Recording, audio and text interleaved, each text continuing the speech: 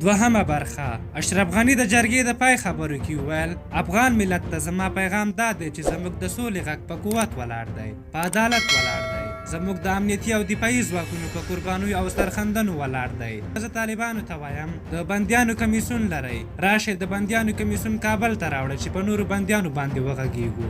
زموږ د سولې غوښتنې غږ په ملي ارزښتونو او د افغانانو په لاسته راوړنو ولاړ دی. دا غږ زموږ په اقتصادي لیدلوري ولاړ دی او موږ باور لرو چې سوله ټولو ته ګټه لري او تاوتریخوالی ټولو ته ضرر رسوي. د سولې تر ټولو لویه تحفه به موږ ته په هېواد کې میلیارډونه ډالره داخلي او بهرنۍ پانګه اچونه وي. بیا به مو ځوانان مجبور نه وي چې د کار لپاره بهرنیو هېوادونو ته د تګ سختې لارې او هلته شاکه کارونه قبول کړي او له وطن څخه تېښتې وکړي. زه نه غواړم د سولې دا ډالۍ او ګټه د طالب بچیانو او د دولت بچیانو په نامه تقسیم شي. زه غواړم دا ګټه دې د وطن هر اوسېدونکي ته د افغان په نامه ورسېږي. د دې وخت را رسېدلی چې طالب او دولت په نامه د خپل هویت له تقسیمولو تیر شو او تر دې لوړ د ټول افغانستان وقار وساتو. زه په طالبانو غږ کوم که تاسې په هره پلمه جنګ کوئ، نتیجه یې مصیبت او بدبختي ده، نه خوشحالي. انتخاب بیا هم له تاسو سره دی چې د ملت په خوشحالۍ کې ځان شریکوئ او که ملت ته د لا زیات غم او درد وسیله جوړیږئ. طالبانو ته وایم تاسې کله له خلکو پوښتنه کړې ده چې دوی څه غواړي؟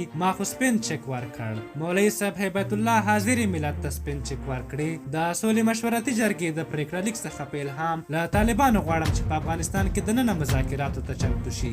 موږ حاضر یو په هېواد کې دننه مذاکراتو ته زمینه مساعده کړو. موږ غواړو افغانستان د خپلې سولې کوربه اوسي. په عین حال کې د دوست او ګاونډي هېواد ازبکستان چې د امام بخاري او امام ترمذي ټاټوبی دی، مننه کوم چې حاضر شوي د افغانستان د سولې مذاکراتو کوربهتوب وکړي. له ستر اسلامي هېواد اندونیزیا چې له جنګ پرته د اسلام مبارک دین منلی دی، مننه کوم چې حاضر شوي دي د مذاکراتو کوربهتوب وکړي. اوس نو انتخاب له طالبانو سره دی. له اروپایي ټولنې مننه کوم چې د سولې وروسته یې موږ ته د پراختیایي مرستو د همکارۍ ډاډ راکړی دی. د روسیې د فدراتیو جمهوریت څخه مننه کوم چې په افغانستان کې د سولې راوستو لپاره هڅې پیل کړي دي. افغانستان روسیې سره لرغونې اړیکې لري او موږ سخته علاقه لرو چې د پخوا په څېر د دواړو هېوادونو ترمنځ اقتصاد محوره اړیکې رامنځته شي. هغسې اړیکې چې د سرو لښکرو تر یرغل پخوا مو په 80 میلادي لسیزه کې درلودې. له سعودي عربستان څخه مننه کوو چې د افغانستان د سولې په خاطر د کعبې شریفې او مدینې منورې د امامانو او خادم حرمین شریفین غږ ورته کړ.